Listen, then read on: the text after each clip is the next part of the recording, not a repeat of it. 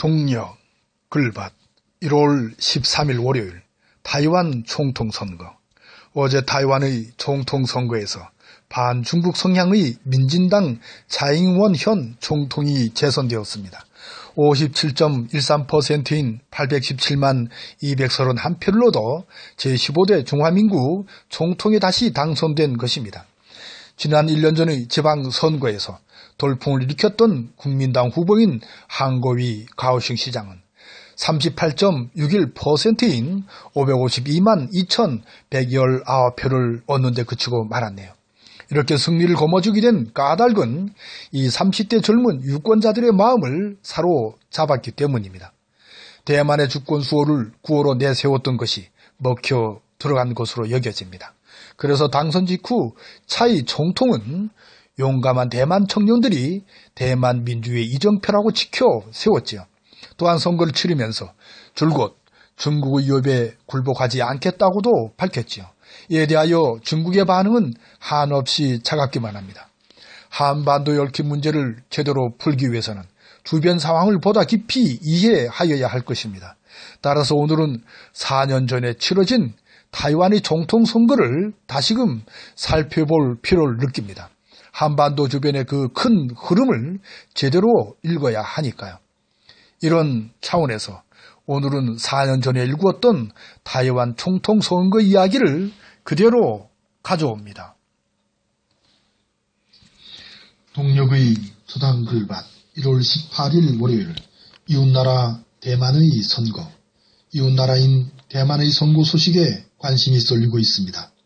지난 16일 치러진 대만 총통과 우리나라의 국회의원에 해당하는 입법위원 동시 선거에서 사상 처음으로 여성 총통이 탄생하여 정권 교체가 이루어졌습니다. 차잉원 민진당 후보는 56.2%인 689만 4,744표를 얻어 31.0%인 381만 3,365표를 얻은 줄이룬 국민당 후보를 누르고 14대 대만 총통에 당선된 것입니다. 민진당은 입법원 선거에서도 전체 113석의 가반이 넘는 68석을 얻었습니다.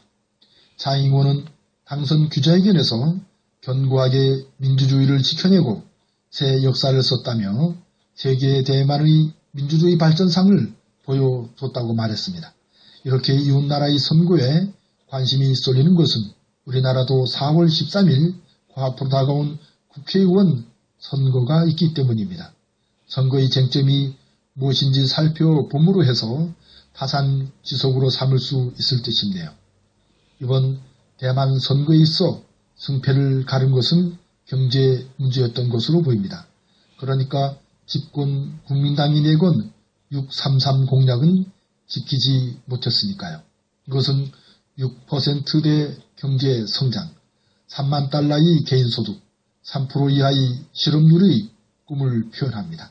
그런데 이 약속을 지키지 못하여 지지층인 중산층이 크게 떨어져 나갔으며 빈부의 격차 또한 심화해졌고 젊은이들도 삶을 버거워했던 것으로 전합니다. 여기에 차잉원은 기성 정치에 물들지 않는 깨끗한 이미지를 갖고 있다고 합니다.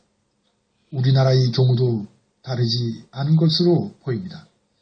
대기업주의 경제 운영은 물론 그에 따른 빈부 격차가 점점 심화해지고 있기 때문입니다. 또한 국가 운영에 있어서도 중산층 서민들의 지지를 이끌어내는 정책이라기보다는 집권하고 있는 개개인들의 욕심을 채우려는 듯한 일들이 비상식, 상식적으로 본물처럼 터지고 있는 작금의 상황입니다. 여기에 거의 대부분의 방송 언론은 한쪽으로 치우쳐 본래의 임무인 공정, 균형 보도를 통한 신경의 역할을 망각하고 포기한 채 권력의 나팔수 노릇만 하고 있으니 말입니다. 보수도 아닌 것들이 보수를 자처하고 있는 오늘의 상황은 수많은 것들을 왜곡시킵니다. 그 격차가 너무 심각하여 갈등의 골은 더욱 깊어만 갑니다.